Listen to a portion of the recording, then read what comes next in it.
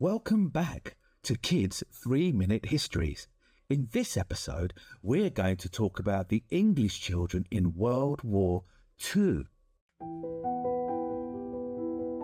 Imagine being a child in London during World War II. One day your teacher tells you to pack a small suitcase, and tomorrow you are leaving your family and travelling far away to the countryside.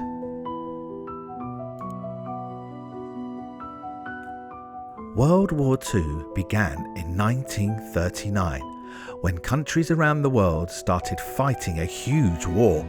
Britain was fighting against Nazi Germany, led by a dictator named Adolf Hitler.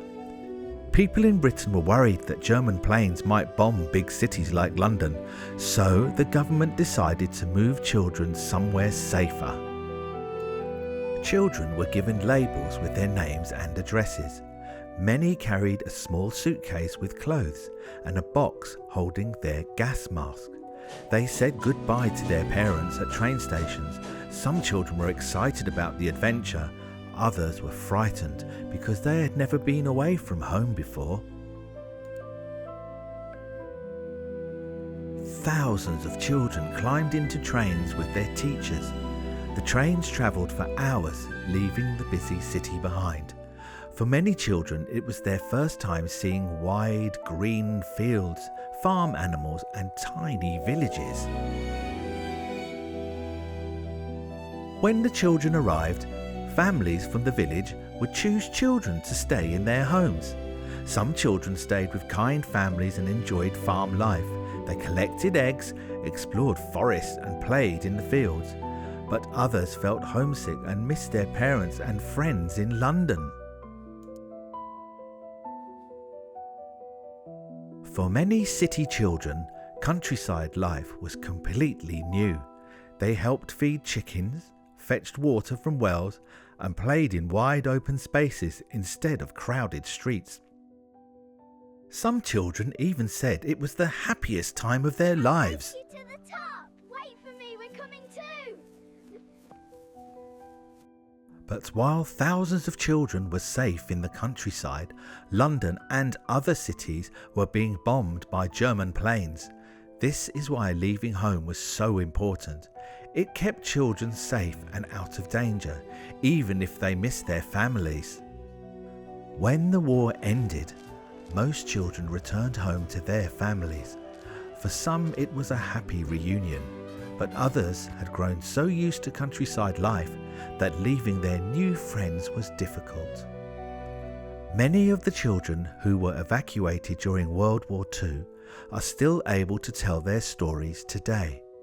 One of them is Charles Foreman. Charles was born in Chatham in Kent in 1934. When the war began, he was sent away from home to stay safely in the countryside. Here he is describing what it was like to be evacuated as a child. In 1943, living in Kent, which is the Medway Towns, was a dangerous place because of the bombs and because we lived near the dockyard and military barracks. Parents were advised to send their children to a safe place. Mine was Yorkshire. I wanted to go, so I got my mother to sign the form, and within days I was away to Yorkshire. With my gas mask and a case full of clothes and some sandwiches, that's what we took with us. Brothers and sisters, they tried to keep them together, but it wasn't always possible. For a 9-year-old, the train journey was very exciting.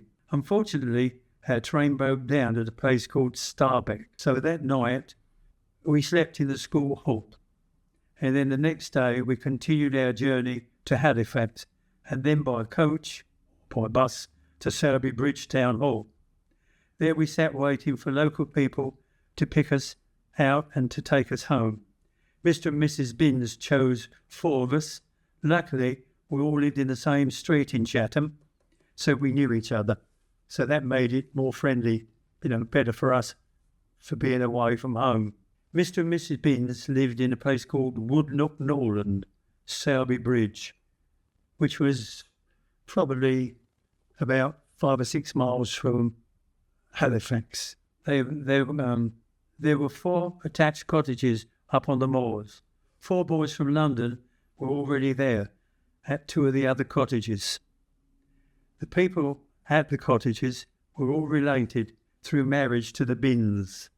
None of the houses had running water, gas or electricity. We had a tin bath, 1 toilet for the 4 houses outside.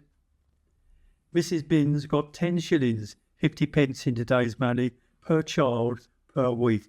The cottages had 2 bedrooms, kitchen and diner. We were 2 miles about from the nearest place called Triangle. That's where we all went to school. So we walked to school over the moors, through the woods, over the fields each day. We had our meals at school as well. The headmaster, Mr. Carter, the rest of the teachers were all female. Men were in the services.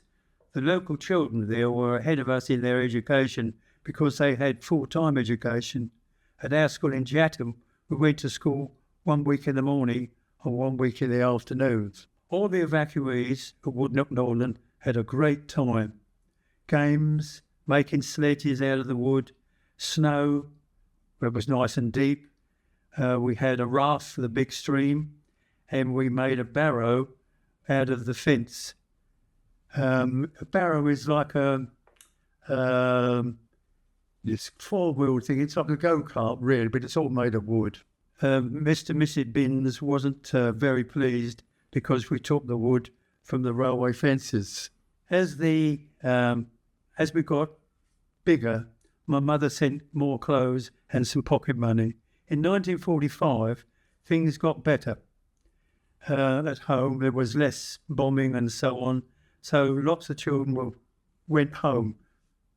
My mother sent my sister to come and collect me and bring me home. I was 10 3/4 then. My sister was older, a lot older than me. She was 27, and she brought me home. So that was what happened to evacuees. We had a good time. It taught us to, we weren't stuck at home all the time. It was like an adventure, really, and that was it. Thanks so much, Charles, for bringing history to life for all of us. Now, thank you for watching, and don't forget to like and subscribe.